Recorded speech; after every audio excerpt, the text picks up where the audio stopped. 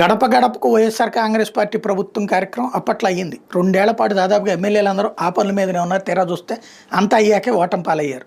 అది ఎందుకు ఏంటి అనేది ఇప్పటికి కూడా వాళ్ళకి అర్థం కాక తలబట్టుకుంటున్నారు. అదే సందర్భంలో ఇప్పుడు మన మంచి ప్రభుత్వం పేరుతో అప్పుడు వాళ్ళు వేసిన స్టిక్కర్లను విమర్శించి ఇప్పుడు వీళ్ళు స్టిక్కర్లు వేస్తున్నారు ఇళ్ళ దగ్గర. అదే సందర్భంలో ఇంటింటికి అడుగు పెడుతున్నారు, తిరుగుతున్నారు.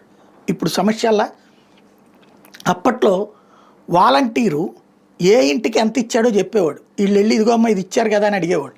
ఇప్పుడు ఎవరు చెప్పట్లా. వాళ్ళని అడిగితే ఇదిగో మాకు అది అందలేదు, మాకు ఇది అందలేదు అని చెప్తున్నటువంటిది ఉంది. అందుకనినే పార్టీ కార్యకర్తల ఇళ్ళ దగ్గరికి ఎక్కువ ప్రయారిటీ ఇస్తున్నారు. బట్ ముందైతే జనం దగ్గరికి వెళ్తున్నారు, ధైర్యంగా వెళ్తున్నారు, మాట్లాడుతున్నారు, చెప్తున్నారు, నడుస్తోంది. పెన్షన్ కావాలంటే మాట్లాడుతున్నారు, లేకపోతే ఇంకోటి. తద్వారా కొత్తగా అప్పీల్ చేసేటటువంటి వాళ్ళకి ఏమైనా ఫ్యూచర్లో అవకాశం రావాలి.